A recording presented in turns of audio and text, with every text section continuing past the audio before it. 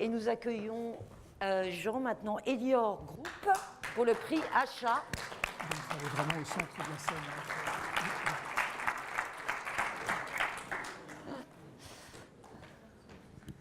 Donc Julien Dallier et Monsieur Duverneuil. Bonjour. Merci. Voilà, donc Elior Group, c'est un géant mondial. Hein. C'est un géant mondial de la restauration collective, de concessions et des services. Vous nous préciserez ce que c'est concession, parce qu'on ne sait pas toujours. Bon. Et il réalise chaque année 900 000 livraisons de matières premières pour 13 millions de produits, pour la plupart frais. Donc, et qui dit livraison dit forcément anomalie. Malheureusement.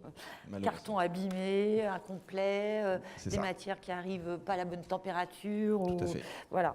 Donc pour la seule France, c'était ainsi 48 000 anomalies par an, voilà, détectées, et avec un suivi manuel, j'allais dire presque au crayon à papier.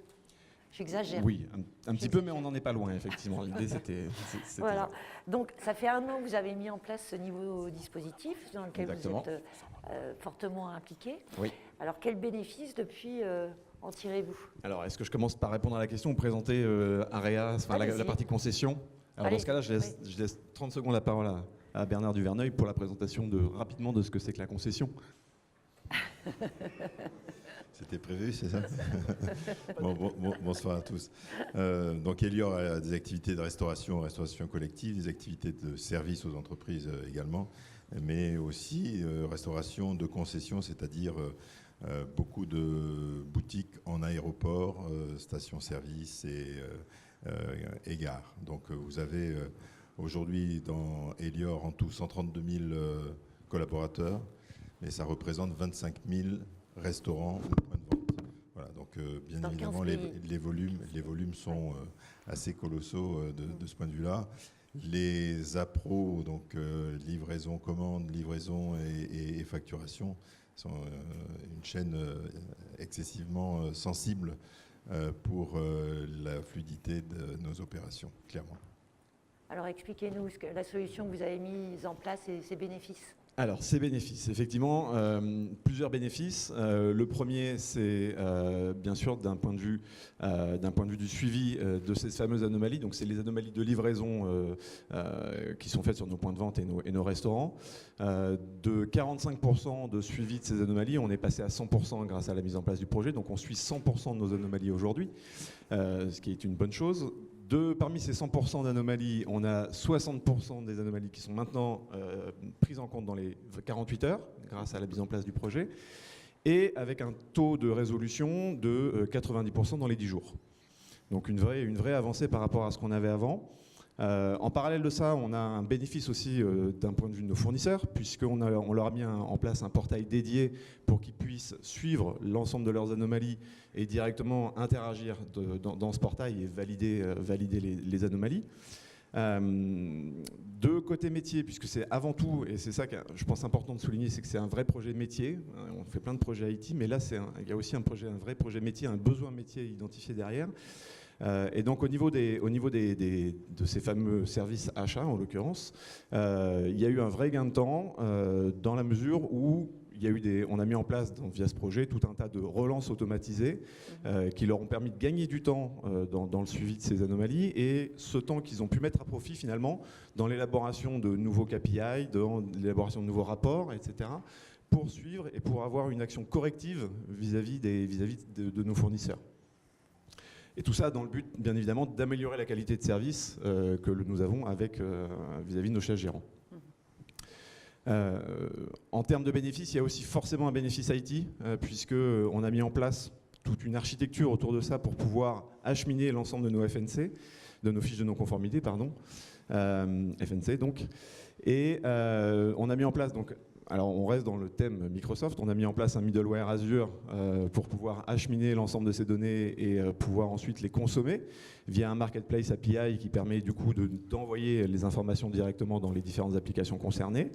Et l'application cible était donc EasyVista, puisque c'est dans cette application que l'on a déversé, que l'on utilise déjà aujourd'hui pour l'ensemble de nos tickets IT, mais dont on a élargi un peu le scope pour intégrer la partie achat finalement et toutes ces anomalies de livraison.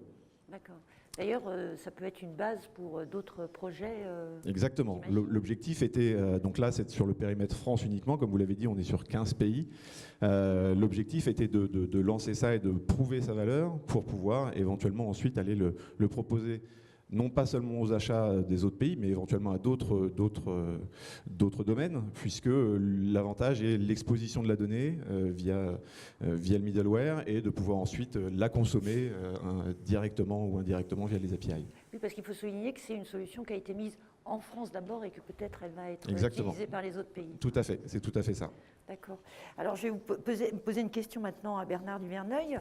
Hein, dans un grand groupe, justement, vous nous avez dit 132 000 collaborateurs, 15 pays.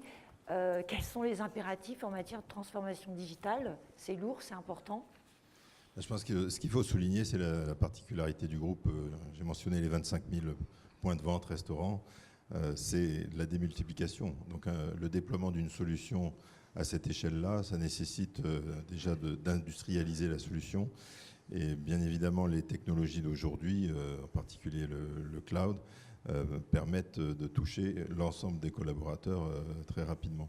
Donc ça, c'est une des particularités du groupe. Et je pense qu'on parlait de transformateurs tout à l'heure.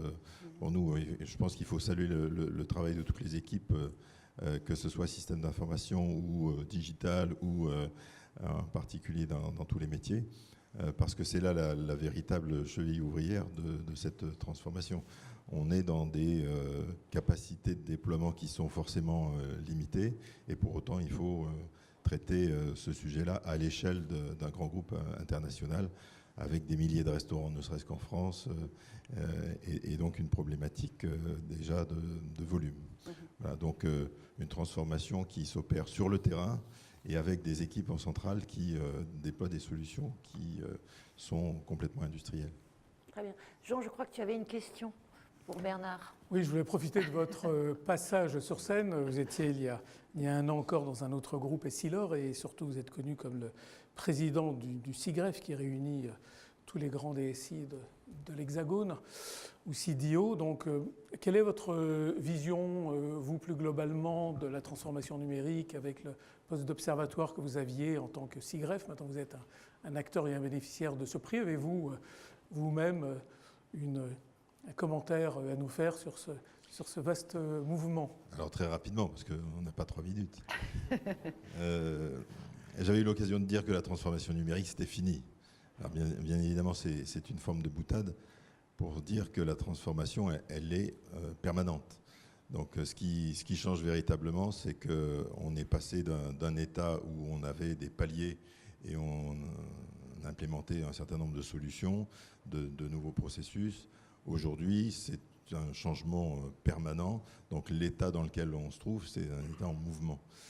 Et toutes les entreprises, on l'a vu déjà ce soir, sont dans cette révolution permanente, avec des outils qui changent d'année en année, des technologies qui sont introduites partout. Ce qui est intéressant, c'est de voir tous les métiers qui sont concernés. Alors, on a connu quelques métiers qui ont fait les frais de cette disruption, comme on dit, depuis presque 20 ans déjà. Je pense en particulier aux médias. J'ai fait un petit parcours dans les médias aussi, donc je me souviens de cette époque-là, avec l'irruption de l'Internet sur les médias.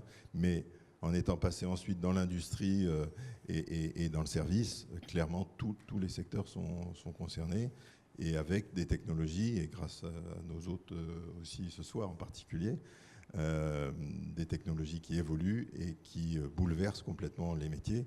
Et surtout sur un domaine sur lequel je voudrais insister d'un point de vue stratégique, c'est l'expérience client. Si on prend l'ensemble des évolutions expérience client nécessaires, on tire une bonne partie de cette évolution numérique. Merci beaucoup pour cette analyse. Et bravo.